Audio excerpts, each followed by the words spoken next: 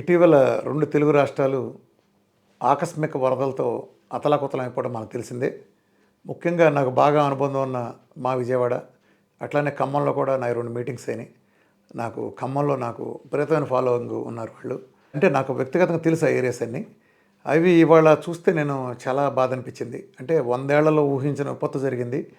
ఆ టైంలో బాధలు అనిపించిన వాళ్ళు పగాళ్ళకు కూడా ఉండకూడదు. చాలా నిస్సహాయ పరిస్థితి మీరంతా మీడియాలో చూసుంటారు. అయితే ఇప్పటికే వర్షాలు పడుతున్నప్పటికీ తగ్గుముఖం పట్టిన తర్వాత మీరు తీసుకోవాల్సిన జాగ్రత్తలు చాలా ఉంటాయి. ఆ జాగ్రత్తల్లో ముఖ్యమైన భాగం మీరు ఇప్పుడు రోగనిరోధక శక్తిని బాగా పెంచుకోవాలి. ఎందుకంటే ఎప్పుడైతే ఒక మురుగునీరు అక్కడి నుంచి వెళ్ళి ఉంటుందో చాలా వస్తువులు కుళ్ళిపోయి ఉంటాయో బ్యాక్టీరియా ఫంగస్లు ఫామ్ అవుతాయి, విపరీతంగా ఫామ్ అవుతాయి. అలానే కొత్త కొత్త వైరస్లు పిల్లల మీద కానీ మన మీద కానీ విపరీతంగా అటాక్ చేస్తాయి. సో నేను సేఫ్, నా ఇంట్లో బాగున్నాను అనుకోవద్దు. ఒక బ్యాక్టీరియాను ఇంకోటి మీ పక్కింట్లో ఉండే వాతావరణంలో డెవలప్ అయినప్పుడు అది వాళ్ళని కొట్టిన దోమలు వచ్చి మిమ్మల్ని కొడతాయి. మీకు ఎన్ని కోట్లు ఉన్నా, మీరు ఎంత ఈసీలో ఉన్నా మీకు దోమలు కొట్టకూడదనేం లేదు. సేమ్ ఆ రోగకారక దోమలు మిమ్మల్ని కుట్టినప్పుడు మీరు కూడా సఫర్ అవుతారు. నెక్స్ట్ వచ్చేది దానికి భయపడాలి. ముఖ్యంగా ఖమ్మం జిల్లా ప్రాంతంలో కానీ లేదా మా కృష్ణా గుంటూరు జిల్లాలు ఏదైతే ఫ్లడ్ వాటర్లో ఎక్కువసేపు నానిపోయిన ఇళ్ళు వాకిళ్ళు ఈ ప్రమాదాలు చాలా ఉంటాయి. చాలామంది ఏం చేస్తారంటే ఇప్పుడు మన పరుపులు మంచాలు తడిసిపోయినాయి, చాలా వస్తువులు తడిసిపోయినప్పుడు మీరు పైన కనుక ఎండలో పెట్టేసి మీరు తీసుకెళ్ళి కనుక మీరు వాడితే చాలా ప్రమాదం అవుతుంది. దీర్ఘకాలం పాటు మీరు ఎండలో ఉంచాలి వాటిని. చాలా మీరు పూర్తిగా వాటిని మీరు క్లీనింగ్ అనే ప్రాసెస్ చాలా అద్భుతం జరగాలి. జర్మ్ క్లీనింగ్ అనేది కానీ దీంతంతా మీరు దానికోసం చాలా రకాల స్ప్రేయర్స్ కూడా ఉన్నాయి, మెడికేటెడ్ స్ప్రేస్ అలాంటివి ఉపయోగించుకోండి. ఎక్కువ ఎండ మీ బట్టల దగ్గర నుంచి అన్నీ కూడా ఎప్పుడు కూడా శుభ్రంగా ఉంచుకోండి. మీరంతా ఈ కెమికల్ సోప్స్ కాకుండా న్యాచురల్ సోప్స్ వాడుకోండి. షాంపూలు పెట్టాలంటే కూడా మీరు వాడద్దు, కుంకుడుగాయ రసం లాంటివి వాడుకోండి. అలానే ఆహారంలో ముఖ్యంగా అన్నిటికంటే ముఖ్యమైన నీళ్లు, మినరల్ వాటర్లో మీరు సేఫ్గా తీసుకుంటే ఓకే. సపోజ్ మీరుండే ఏరియాలో తయారైన మినరల్ వాటర్ అయితే అది కంటామినేషన్ అయిపోతుంది, అంటే సోర్సే రాంగ్ అవుతుంది. అది సరిచేసేంత వ్యవస్థలు కూడా మన దగ్గర లేవు.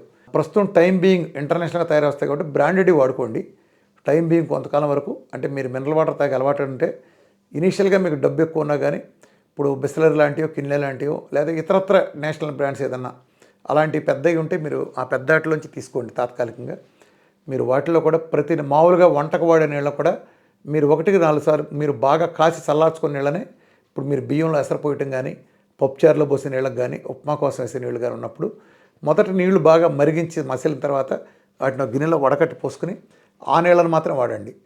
ఇల్లంతటా కూడా ఎప్పటికప్పుడు మీరు పూర్తి హైజీనిక్గా డెట్టాల్ లాంటి వాటితో కానీ, అలానే ఇంకా చాలా చాలా రకాల ద్రావణాలు ఉన్నాయి మనకి మెయిన్ క్లీన్ చేయగలిగేది.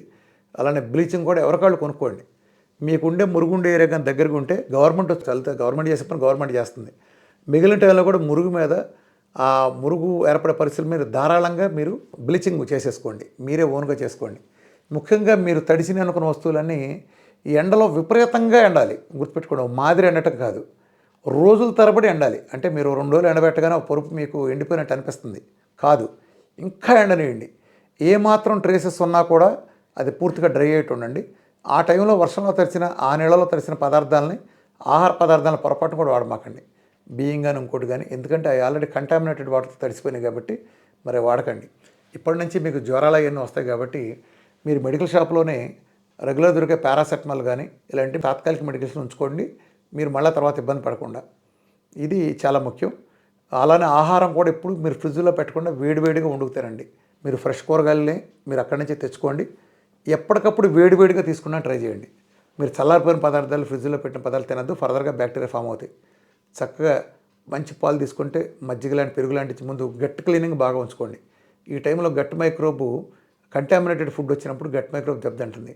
అలాగే ఏదో చిన్నది వచ్చింది కదా, జ్వరం వచ్చింది కదా అని చెప్పని డాక్టర్లు రాసిన పొరపాటును కూడా యాంటీబయాటిక్స్ చాలా అరుదైన పరిస్థితుల్లో చచ్చిపోతారని చెప్తే తప్ప తీసుకోమాకండి.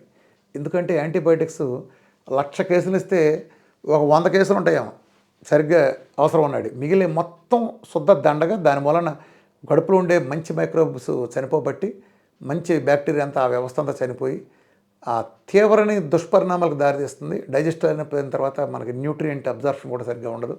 సో వీటన్నిటికీ ఏంటంటే మీరు అల్లం కానీ అలాంటిది అల్లంతో కాచిన టీ అవి కూడా మీరు బాగా తీసుకోండి.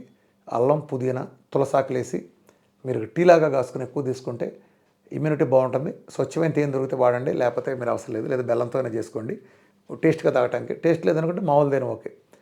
ఇలాంటి జాగ్రత్తగా తీసుకోండి.